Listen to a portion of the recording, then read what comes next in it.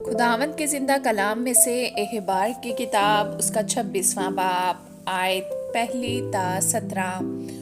तुम अपने लिए बुत ना बनाना और ना कोई तराशी हुई मूरत या लाट अपने लिए खड़ी करना और ना अपने मुल्क में कोई शबीदार पत्थर रखना कि उसे सिजदा करो, इसलिए कि मैं खुदावंद तुम्हारा खुदा हूँ। तुम मेरे सबतों को मानना और मेरे मकदस की ताज़ीम करना।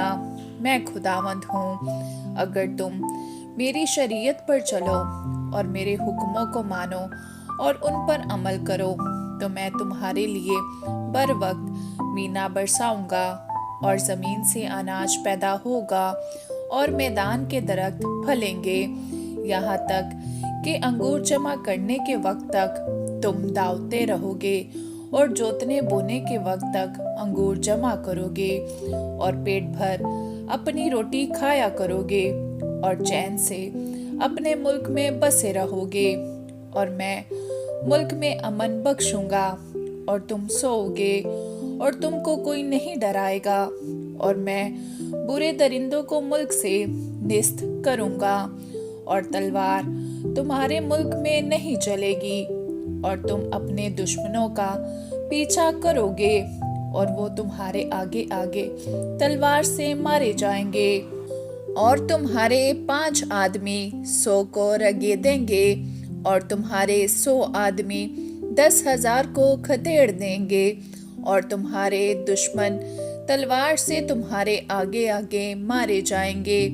और मैं तुम पर नजरे अनायत रखूंगा और तुमको ब्रोमंद करूंगा और बढ़ाऊंगा, और जो मेरा अहद तुम्हारे साथ है उसे पूरा करूंगा। और तुम अरसा का ज़खीरा किया हुआ पुराना अनाज खाओगे और नए के सबब से पुराने को निकाल बाहर करोगे। और मैं अपना मस्कन तुम्हारे दरमियान कायम रखूंगा और मेरी रूह तुमसे नफरत ना करेगी।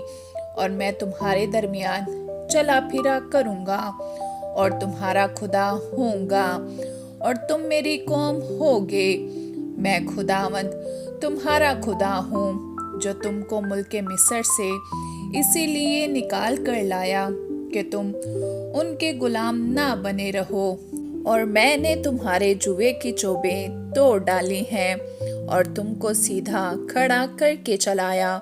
लेकिन अगर तुम मेरी ना सुनो और इन सब हुक्मों पर अमल ना करो और मेरी शरीयत को तर्क करो और तुम्हारी रूहों को मेरे फैसलों से नफरत हो और तुम मेरे सब हुक्मों पर अमल ना करो बल्कि मेरे अहद को तोड़ो, तो मैं भी तुम्हारे साथ इस तरह पेश आऊंगा कि दहशत और तप देख और बुखार को तुम पर मुकर्रर कर दूंगा, जो तुम्हारी आंखों को चौपट कर देंगे और तुम्हारी जानों को घुला डालेंगे। और तुम्हारा बीज बोना फजूल होगा क्योंकि तुम्हारे दुश्मन उसकी फसल खाएंगे और मैं खुद भी तुम्हारा मुखालिफ हो जाऊंगा और तुम अपने दुश्मनों के आगे शिकस्त खाओगे। और जिनको तुमसे अदावत है वही तुम पर हुक्मरानी करेंगे। और जब कोई तुमको रगीदता भी ना होगा तब भी तुम भागोगे। आमीन।